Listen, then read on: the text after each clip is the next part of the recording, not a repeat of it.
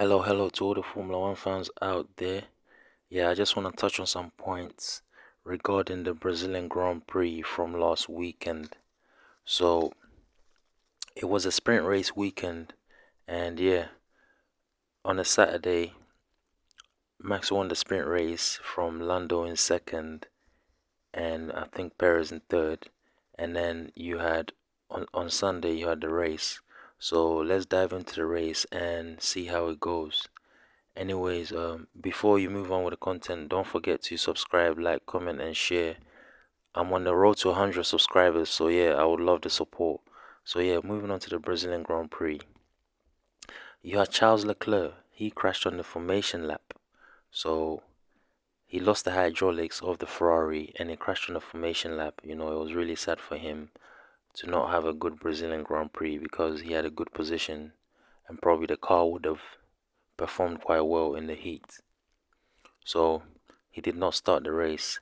And then when the race started, you had Max Verstappen, he retained the lead, and there was a crash in the midfield. So there was a yellow flags, and this is in the first few corners. There was a yellow flag, a safety car, and then it was two Haases and one Williams colliding, and one of them went into the wall. So you had a red flag on lap one, so it just shows you that the race was gonna be chaotic anyway. So on the restart, Max Verstappen he retained the lead of the race. He kept the lead, and I think Lando was behind him. And then on lap four, you had Lewis Hamilton and Alonso. They were really close, close racing. And then on lap eight, you had Lando Norris with pressure. He was putting pressure onto Max Verstappen into turn four. So the early few laps, it was a battle between McLaren and Red Bull. So it was between Lando Norris and Max Verstappen, and Norris was pressuring him, but it just Max had a little bit more pace. And yeah, moving on to lap 18, you had Sergio Perez in the Red Bull. He passed Lewis Hamilton for fourth position. So, and then moving on, you got lap 25, you had Lance Stroll. He passed Hamilton and Russell on the same lap, lap 25. Lance Stroll, he passed George Russell on lap 25 and Lewis Hamilton on lap 27.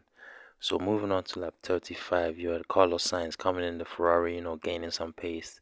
He passed George Russell for seventh position. So he must have went long in his early stint to have good tires at the end. And then lap 37, you had Carlos Sainz again. He passed Lewis Hamilton for sixth position. And then you had on lap 50, you had Pierre Gasly. He's passing Lewis Hamilton for eighth position. So what was showing me that the Mercedes really tried hard, to score, because Lewis Hamilton is an honorary Brazilian citizen and he wanted to do well in the race, but the car just wasn't there and he kept going backwards. So Mercedes got a lot of data to look into, and then lap 59, you had George Russell. He pitted, and then on lap 70, Perez passed Alonso for third position. But a lap later, Alonso reversed the move into turn four and kept the podium positions.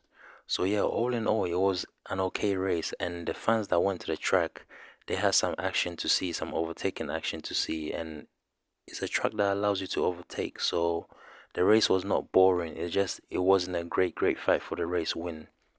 And the final finishing positions was Max Verstappen in the Red Bull race for Red Bull Racing in first position. Then you had Lando Norris for McLaren in second position. Then you had Fernando Alonso for Aston Martin in third position. So yeah, that was the podium positions, and it was a 17th victory for Max Verstappen.